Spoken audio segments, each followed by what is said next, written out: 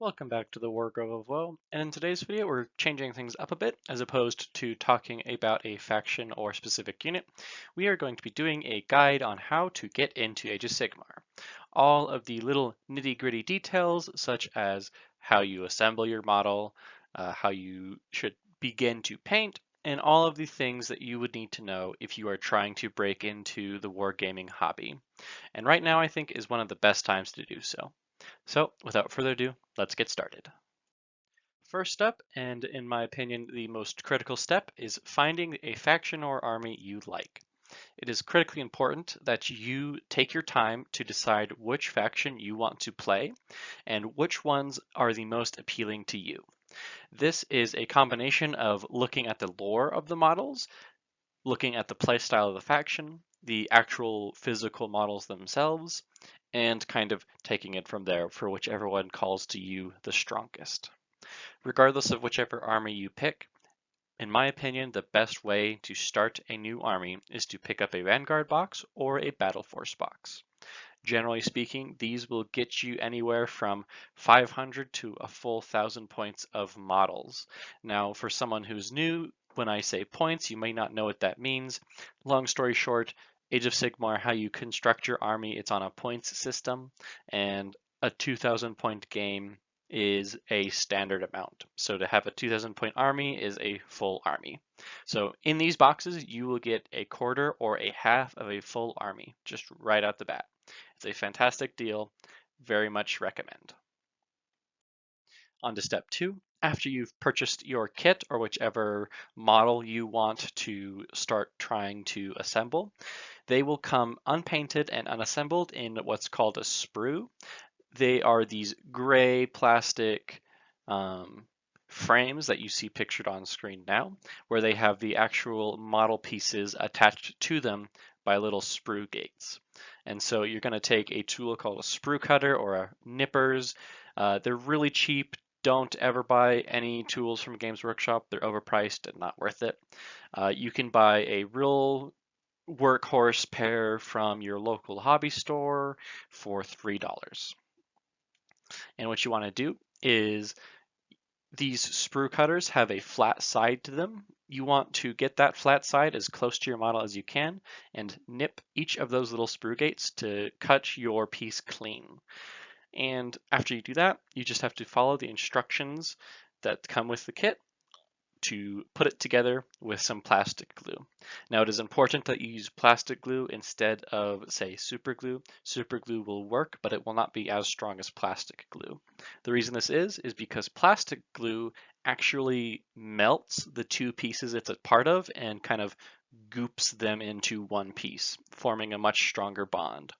So personally, I really like Army Painter plastic glue. That's a personal preference. I don't think there's a major difference between the big brands of super glue, except Games Workshop, just because it's too expensive for how much you get. Um, and so once you have assembled all of the pieces on your sprue, you can move on to step three. Step three is oftentimes the scariest or the most intimidating to new hobbyists, as it is where you can directly see the efforts of your skill or your perceived mistakes. But it's important to take a step back and just realize that while you are painting your models, they're going to be really close to your face as you are trying to get in with there with a smaller brush, and you will see all of the little mistakes. But on the tabletop, when you're playing, they're going to be 3 or 5 feet away from your eyes. It's going to be impossible to see those small details. Trust me, half of the models will not look nearly as bad as you think they do. When you're just starting out painting, before you kind of get into the real nitty-gritty detail work and really fine-tune your craft, a simple method is the prime, base, wash, dry brush, or highlight method. Start by taking a plastic primer paint. They come in rattle cans. They're fairly easy to find either at a Home Depot or a Lowe's or most craft stores. It just has to be a primer. This is so your other paints will stick to the plastic because of that primer paint layer. Now, primer color is kind of important in my opinion, as it will determine the undershading of all of the layers on top of it. The two most common primer colors are black and white, obviously, and there is some benefits and downsides to both. For very, very beginner painters, I highly recommend black primer. Black primer is very forgiving, and it's going to let you hide a lot of your mistakes or little spots on the model that you couldn't reach with a paintbrush. They'll just appear black, like a shadow, and so it won't look nearly as bad. But the downside with black primer is it might leave some of your paint a little bit darker than you intended, and it will be harder to use brighter colors or more vibrant colors. And so just take that with what you will. Whereas white primer is the exact opposite. You can get so much color depth with a white primer, and it really brings up the brightness in everything you put on it. But you're going to be able to see all of the mistakes that you do much easier. And any parts that you miss, they will be very easy to spot.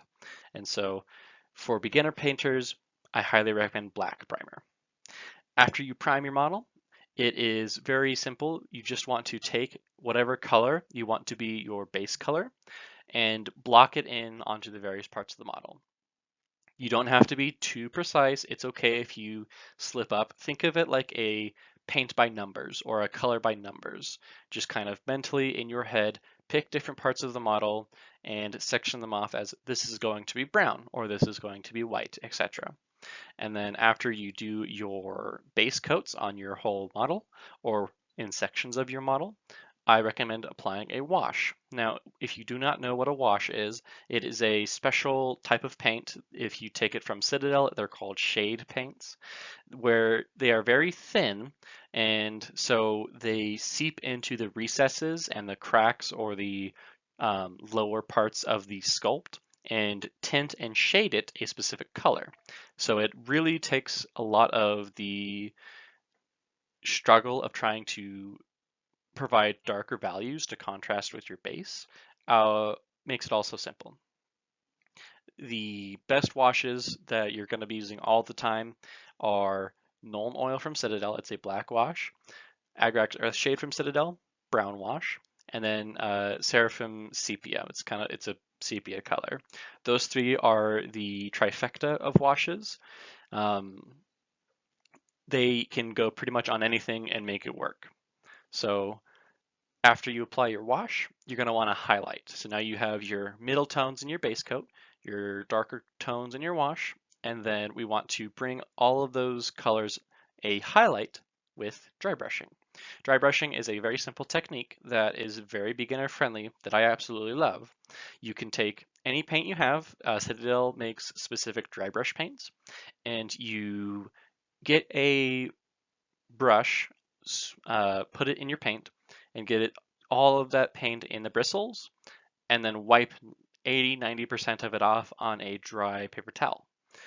Afterwards, you're going to do a back and forth like swooshing motion with your brush along the edges of the model, and it'll deposit particles and flecks of paint on the edges only. And so it takes all of the hard work of trying to do a very thin line on the edge of a shoulder pad or something, and it makes it very easy. Just keep in mind, dry brushing can be a little bit uncontrolled if you are not careful, and so you might get the wrong colors somewhere. But for the most part, dry brushing is the easiest method into highlighting things. Now that you have assembled and painted your army, it is time to actually build what your list will be. I have 3 free tools that I use all the time, and that is the War Scroll Builder, AOS Reminder, and Wapedia. These 3 online websites are going to be a godsend if you're just trying to learn what your models do, how to build a list, and have a nice, easy way to remember all of your rules at the different parts of the game. Once you have started to assemble your army, Keep in mind 2K points is the standard, and so kind of having that as a end goal for your collection is a great way to start a beginning army. Some notes on starting that beginning army. For a full game, you'll need a minimum of 3 battle line units. Battle line units is just kind of dependent on what faction you're playing, and you will need 1 hero unit. And lastly, it's just expanding our collection.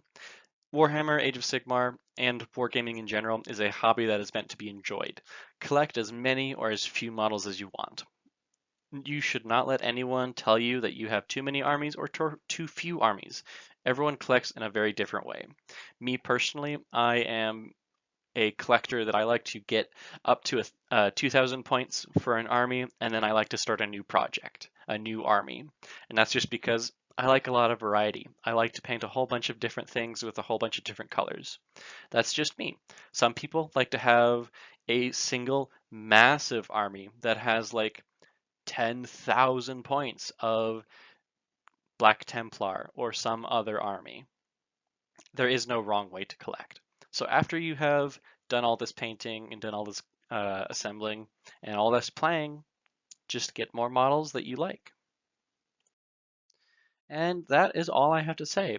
I apologize, this was a bit of a different video. I kind of wanted to talk about the topic of what it actually means to get into Age of Sigmar. I have a whole bunch of videos on like the tactics of Sigmar, the different armies, what they do, and how to like actually play the game.